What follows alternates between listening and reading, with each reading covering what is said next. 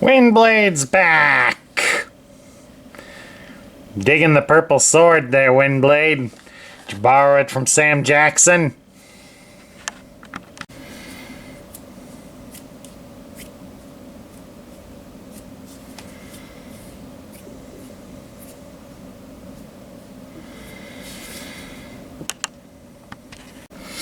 Hello everybody, Sparkster1701 here, and today we're taking a look at someone that's become a fan favorite character over the years. This is Windblade.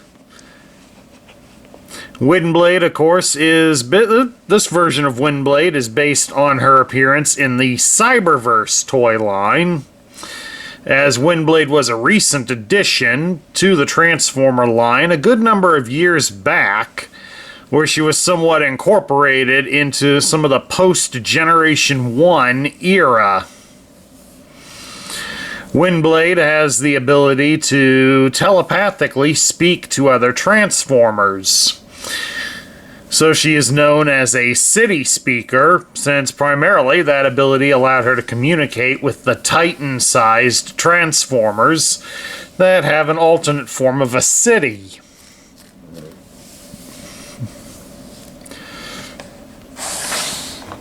And of course, the Cyberverse line that she comes from is the recent toy line from 2018, where it was basically to serve as an intermediary line in between the Rescue Bots and the War for Cybertron series that were being shown at that time.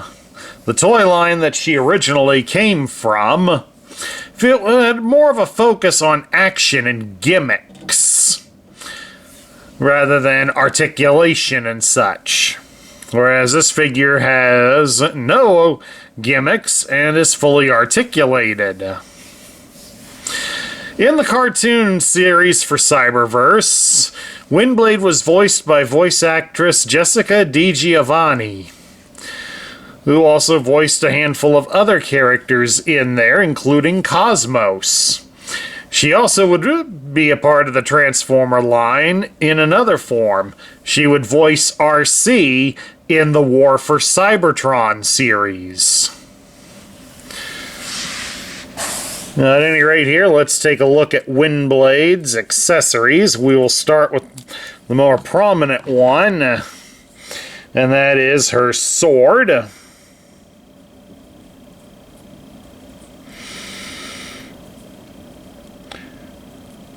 Windblade was also known, especially when she was brought into the Prime Wars series that mainly introduced us to Windblade. She was a hunter of combiners, and this was her primary weapon to use against them. Windblade does have another accessory, and that would be the fan blade that's attached to the back of her head. There it goes. It's done up sort of in a similar style to a handheld fan. And it can be put into her hand. Doesn't stay in very well.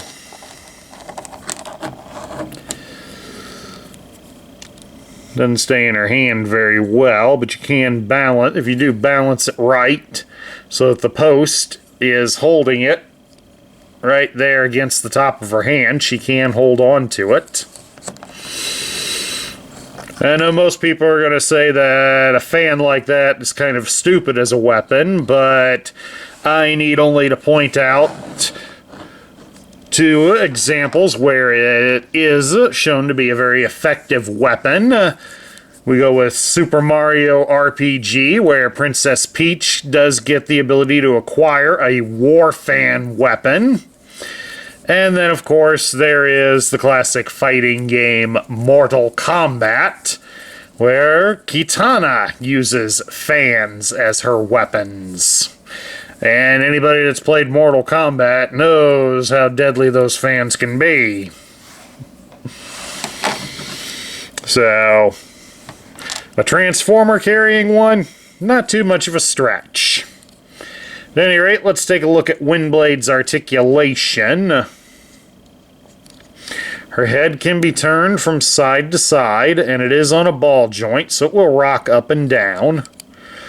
Her arms can be raised up to the side about so far, and while they can rotate all the way, her wings do tend to get in the way. Her arms can be bent at the elbow 90 degrees, and she does have a swivel. It's more in her shoulder than at her bicep, but it still gives her a G.I. Joe-like battle grip. She can twist at her hips, so we got some dance moves going with her. You can spread her legs apart to a full splits. She does have a thigh cut. Not the greatest, but it is there, but that's more how the leg is cut. You can raise her legs up at the hip about 90 degrees, and you can bend her leg at the knee 90 degrees. She also can bend her foot at the ankle, but that's more for transforming her than anything else. Okay, to transform Windblade, for starters, you do want to return the fan into her head. And we'll start by getting her shoulders aligned with the rest of her body. You'll come to her back. You're going to fold down this piece on her backpack unit. So this will start forming the nose of her plane mode. Separate her backpack so that it opens up like so.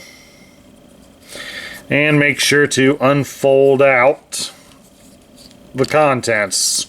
I had her mistransform. They should have been folded in, but they should fold out like that, so that they fully extend like so. We're going to turn her around a little bit. You're going to fold her wings down at the shoulders like so. Then we can detach her backpack and fold it up over her head. You may have to adjust her head's position a little bit. And there are some posts on it that should connect right into her shoulders. Excuse me for a second. Okay, continuing on now. Once we've gotten this done, we can shift the pieces so that they fold over her head and connect together. This will help form the front of the airplane. Shift her arms a little bit so we can rotate her hips all the way around. Once they've been turned around, straighten her legs out a bit so that you make sure they connect together.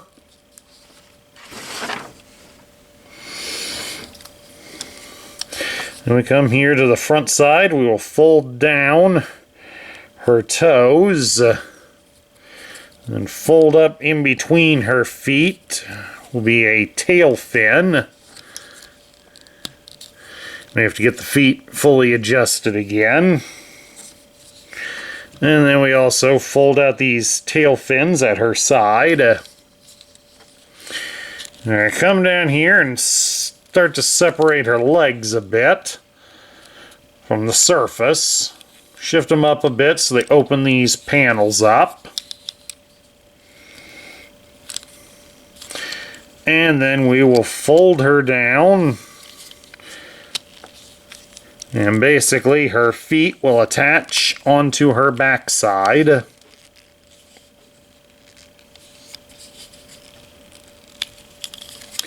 They should come up a fair ways.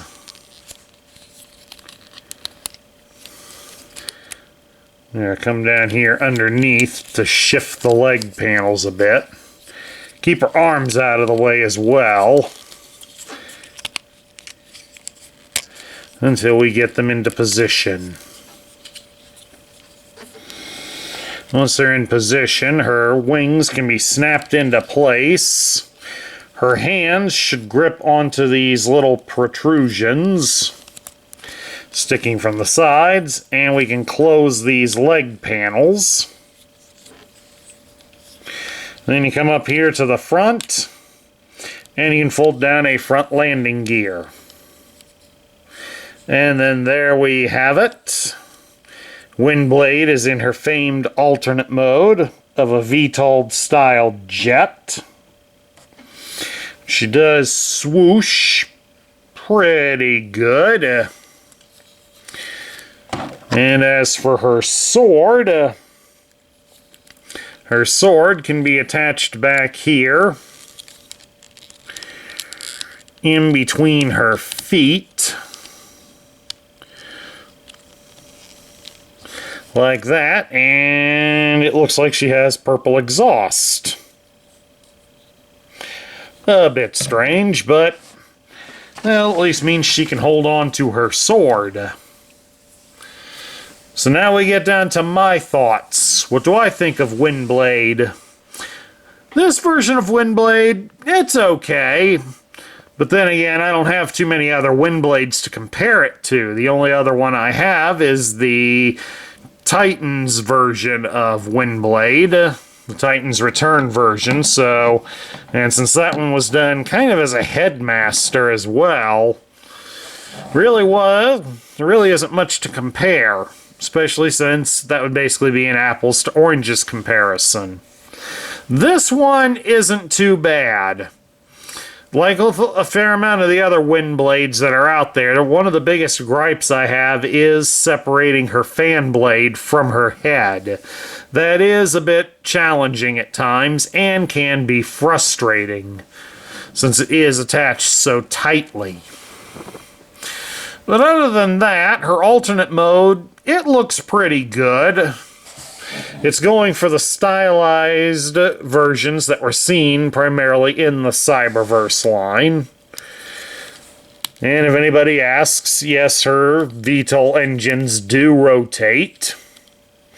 So we do have that going for it. But all in all, it's still a nice, rather decent toy in and unto itself.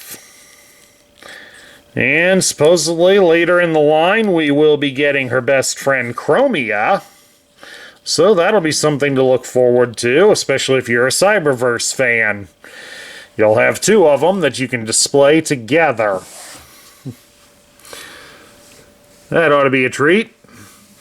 At any rate, that's my review of the Legacy United version of Windblade. I hope you all enjoyed it. Please do remember that if you love the content we feature here on this channel, I would enjoy a like, a share, and a comment. And please do subscribe if you haven't done so already. This is Sparkster1701 saying I will catch you all later.